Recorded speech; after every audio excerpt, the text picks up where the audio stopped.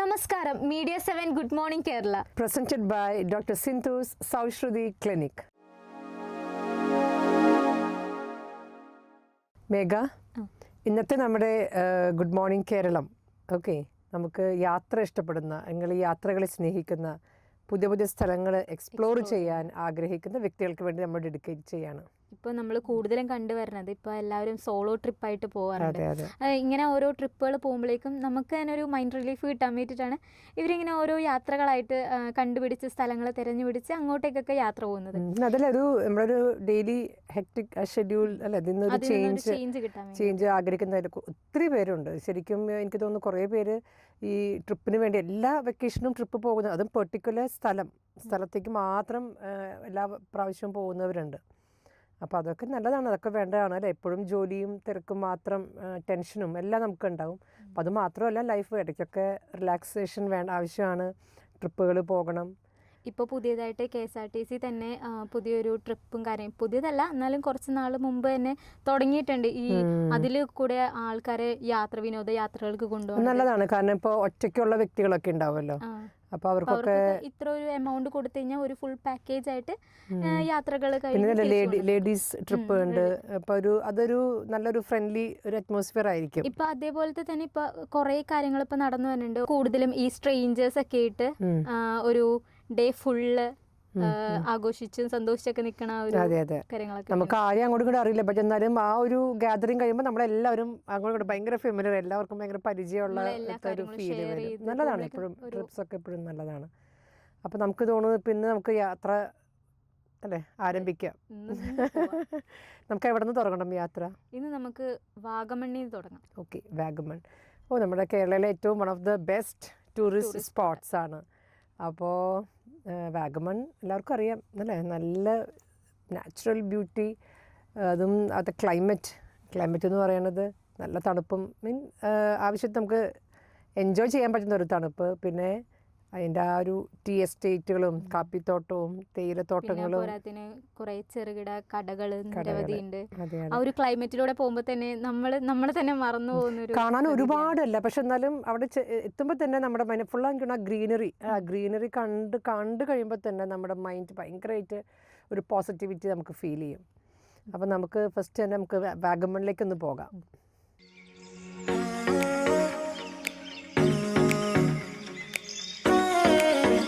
കോട്ടയം ജില്ലയുമായി അതിർത്തി പങ്കിട്ട് ഇടുക്കി ജില്ലയിൽ സ്ഥിതി ചെയ്യുന്ന ഒരു വിനോദസഞ്ചാര മലമ്പ്രദേശമാണ് വാഗമൺ.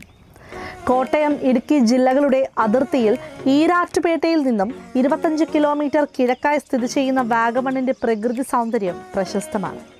ലോകത്തിലെ സഞ്ചാര കേന്ദ്രങ്ങളുടെ പട്ടികയിൽ നാഷണൽ ജിയോഗ്രാഫിക് ട്രാവലർ ഉൾപ്പെടുത്തിയ 10 വിനോദ കേന്ദ്രങ്ങളിൽ ഒന്നാണിത്. പശ്ചിമഘട്ടത്തിന്റെ അതിരിൽ സമുദ്രനിരപ്പിൽ നിന്ന് 1100 മീറ്റർ അടി ഉയരത്തിൽ സ്ഥിതി ചെയ്യുന്ന വാഗമണിൽ പൊതുവെ വളരെ തണുത്ത കാലാവസ്ഥയാണുള്ളത്. ഇവിടുത്തെ വേനൽക്കാല പകൽ താപനില 10 മുതൽ 23 ഡിഗ്രി സെൽഷ്യസ് വരെയാണ്. തേയിലത്തോട്ടങ്ങൾ, പുൽത്തകിടികൾ, മഞ്ഞ്, ഷോളമലകൾ എന്നിവ വാഗമണിന്റെ ചാരുതയ്ക്ക് മാറ്റുകൂട്ടുന്നു. മൊട്ടക്കുന്നുകളും അനന്തമായ പൈൻമരക്കാടുകളും വാഗമണിന്റെ മറ്റ് പ്രത്യേകതകളാണ്. വാഗമൺ മലകളുടെ അടിവാരം തീക്കോയ് വരെ നീണ്ടുകിടക്കുന്നു. തങ്ങൾപ്പാറ, മുരുകൻമല, കുരിശുമല എന്നീ 3 മലകളാൽ വാഗമൺ ചുറ്റപ്പെട്ടിരിക്കുന്നു. ഇവ 3ഉം തീർത്ഥാടക പ്രാധാന്യമുള്ള സ്ഥലങ്ങളുമാണ്. ഇടുക്കി, കോട്ടയം ജില്ലകളുടെ അതിർത്തിയിൽ സ്ഥിതി ചെയ്യുന്ന പ്രദേശത്തേക്കുള്ള യാത്ര സുഖകരമാണ്. ഒരു വശത്ത് അഗാധമായ കൊക്കയും മറുവശത്ത് കരിമ്പാറ അരിഞ്ഞിറങ്ങിയ കോടമഞ്ഞും മൂടിയ മലനിരകളും. ഈരാറ്റുപേട്ട പീരുമേട് ഹൈവേയിൽ വെള്ളിക്കുളം മുതൽ വഴിക്കടവ് വരെ 6 കിലോമീറ്റർ ദൂരം പാറക്കെട്ടുകളിൽ അരിഞ്ഞിറങ്ങിയ റോഡുകളിലൂടെ സഞ്ചരിച്ചാണ് വാഗമണിലെത്തുക. ഒരു കാലത്ത് വാഗമൺ കോലാഹലമേട് പ്രദേശങ്ങൾ ആരുടെയും ശ്രദ്ധയിൽപ്പെടാതെ കിടക്കുകയായിരുന്നു. ഇവിടെ ആകെ ഉണ്ടായിരുന്നത് ഇൻഡോ സ്വിസ് പ്രൊജക്ടിന്റെ കന്നുകാലി വളർത്തു കേന്ദ്രം മാത്രമായിരുന്നു. വിനോദസഞ്ചാര മാപ്പിൽ വാഗമൺ സ്ഥാനം പിടിക്കുകയും പത്രമാധ്യമങ്ങളിലൂടെ പ്രശസ്തി മനസ്സിലാക്കുകയും ചെയ്തതോടെ വാഗമണിലേക്കുള്ള സഞ്ചാരികളുടെ ഒഴുക്ക് വർദ്ധിച്ചു. പൈൻമരക്കാടുകൾക്കടുത്താണ് നേരത്തെ ഇൻഡോ സ്വിസ് പ്രൊജക്ട് സ്ഥിതി ചെയ്തിരുന്നത്. ഇപ്പോൾ ഈ കെട്ടിടങ്ങൾ ടൂറിസ്റ്റ് റിസോർട്ടുകളായി രൂപം പ്രാപിച്ചു കഴിഞ്ഞു. നദികൾക്ക് സമാന്തരമായി ഉണ്ടായിരുന്ന നടപ്പാതകൾ തെളിച്ചാണ് ആദ്യം വഴിയൊരുക്കിയത്. 1939 ആദ്യമായി ഈരാറ്റുപേട്ടയിൽ നിന്നും തീക്കോയിലേക്ക് റോഡ് വെട്ടിയത്. ഇന്നത് സംസ്ഥാന ഹൈവേ ആയി രൂപാന്തരപ്പെട്ടിരിക്കുന്നു. വാഗമണ്ണിൽ ഇപ്പോൾ സർക്കാർ വകുപ്പുകളുടെയും സ്വകാര്യ വ്യക്തികളുടെയും ഉടമസ്ഥതയിൽ വൻ വിനോദസഞ്ചാര പദ്ധതികൾ തയ്യാറായി കഴിഞ്ഞു. ആഗോള നിക്ഷേപ സമ്മേളനത്തിൽ അവതരിപ്പിച്ച ടൂറിസം പദ്ധതികളിൽ പ്രധാനപ്പെട്ട ഇനങ്ങളുടെ വികസന പദ്ധതികൾ നടന്നുവരുന്നു. ഈ പദ്ധതികൾ പൂർത്തിയാകുന്നതോടെ സഞ്ചാരികൾക്ക് കൂടുതൽ മെച്ചപ്പെട്ട താമസം ഭക്ഷണം ലഭ്യമാകുമെന്ന് പ്രതീക്ഷിക്കുന്നു. സച്ച് എ ബ്യൂട്ടിഫുൾ പ്ലേസ് അല്ലേ?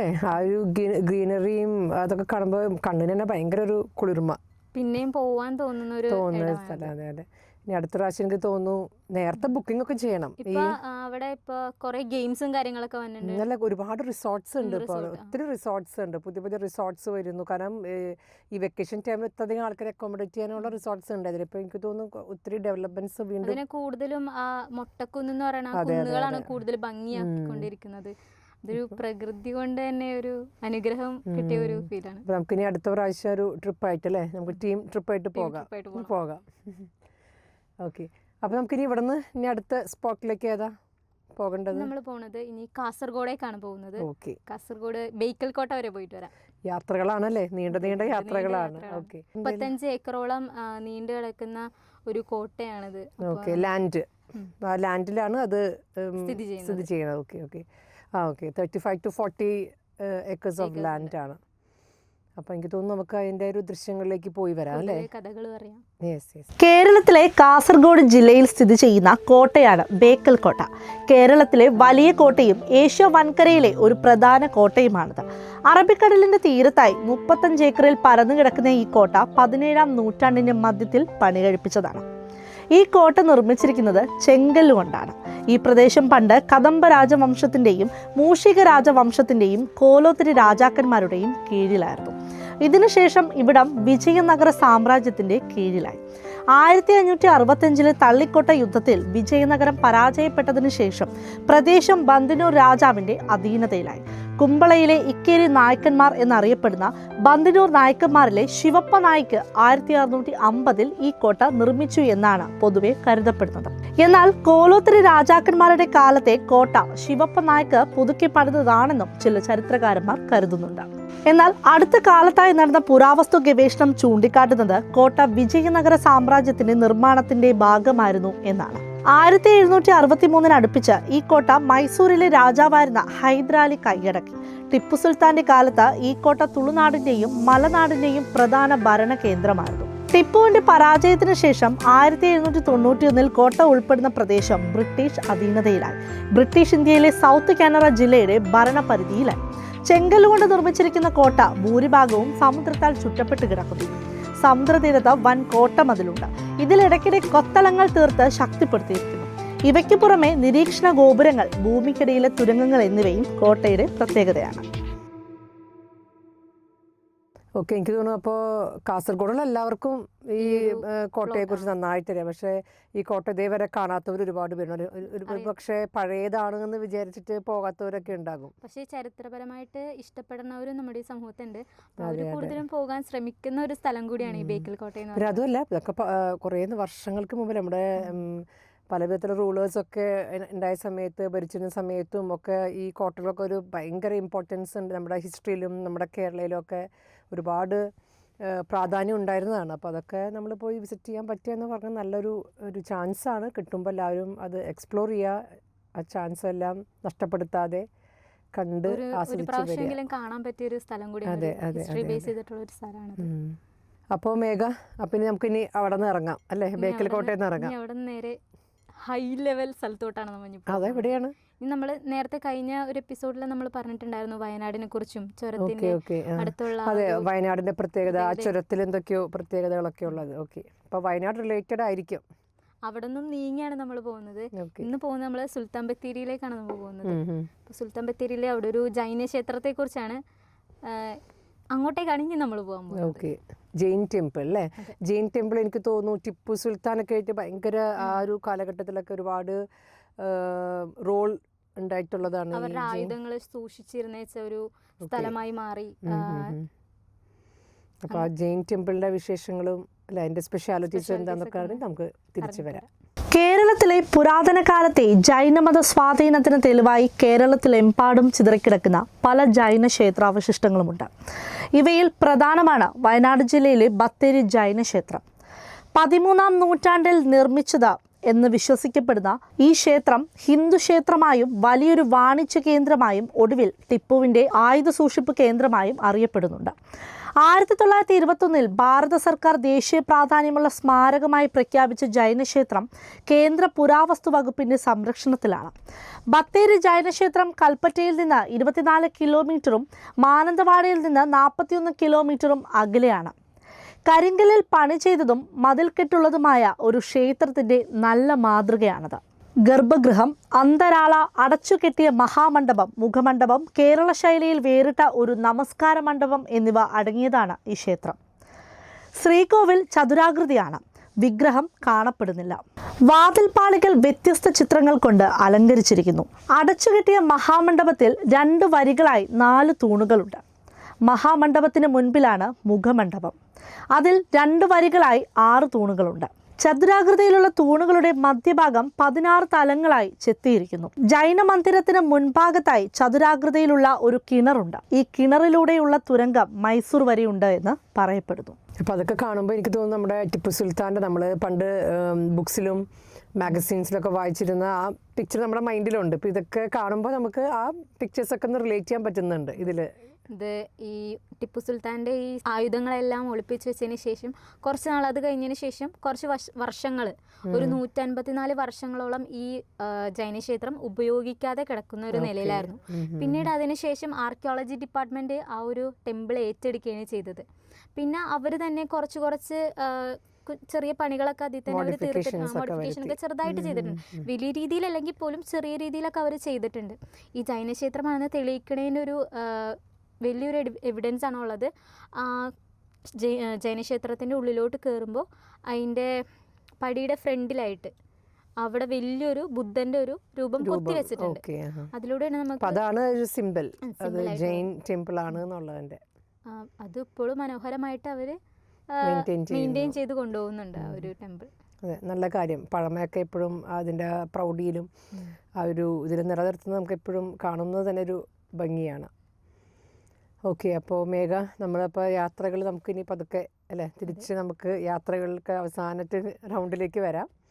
നമുക്ക് ഇന്നിപ്പോൾ നമ്മൾ മുമ്പത്തെ ഒരു എപ്പിസോഡൊക്കെ പറഞ്ഞു AI അല്ലേ, ആർട്ടിഫിഷ്യൽ ഇൻ്റലിജൻസിൻ്റെ ഒരു ഇമ്പോർട്ടൻസും അതിൻ്റെ ഒരു ഇൻഫ്ലുവൻസ് ഇൻ സൊസൈറ്റി. ഇപ്പോൾ നമ്മുടെ സമൂഹത്തിൽ ആർട്ടിഫിഷ്യൽ ഇൻ്റലിജൻസ് AIയുടെ ഒരുപാട് യൂസസും അല്ലേ, അതിൻ്റെ ഒരുപാട് ബെനിഫിറ്റ്സൊക്കെ നമ്മുടെ ഒരുപാട് ഫീൽഡിൽ എനിക്ക് തോന്നുന്നു, മെഡിക്കൽ ഫീൽഡിലും പിന്നെ മാനുഫാക്ചറിങ് ഇതിൽ ഒക്കെ ഉണ്ട് AIയുടെ ഒരു ഇൻഫ്ലുവൻസ്. മനുഷ്യന്മാരുടെ ബുദ്ധി തന്നെ ഈ റോബോട്ടിക്കിനും അതെ അതെ അതായത് അവർ പറഞ്ഞത് മാൻ പവർ അത്രയും കുറയ്ക്കാമെന്നാണ് അവർ പറയുന്നത്. അത് അത്രയും റോബോട്ടിക്സ് ഒക്കെ വരുമ്പോൾ ശരിയാണല്ലോ, അത്രയും ചിലപ്പോൾ ഈ റോബോട്ടിക്കും കാര്യങ്ങളൊക്കെ കുറച്ചുകൂടെ ഡെവലപ്മെന്റ് ആയി കഴിയുമ്പോഴേക്കും ചിലവരുടെയൊക്കെ ജോലി പോകാൻ ചാൻസ് ഉണ്ടെങ്കിൽ പോലും നമുക്ക് ഫാക്ടറി എന്നൊക്കെ പറയുമ്പോൾ ഒരുപാട് പേര് വർക്ക് ചെയ്യുന്നു അവിടെ, ഒരു 100-100 പേര് അല്ലെങ്കിൽ അല്ലേ 10-200 പേര് അവിടെ വർക്ക് ചെയ്യുന്നു, അങ്ങോട്ട് മൂവ് ചെയ്യുന്നു, ഇങ്ങോട്ട് നടക്കുന്നു. അതൊക്കെയാണ് ഫാക്ടറി എന്ന്. ഇനിയിപ്പോൾ AI വരുമ്പോഴുള്ള മാനുഫാക്ചറിങ് ഇതൊന്നും നമുക്കറിയില്ല എങ്ങനെയായിരിക്കും. അപ്പോൾ മേ ബി ഫുൾ റോബോട്ട്സ് ആണോ അതോ 1 or 2 റോബോട്ട്സ് ആണോ അല്ല AI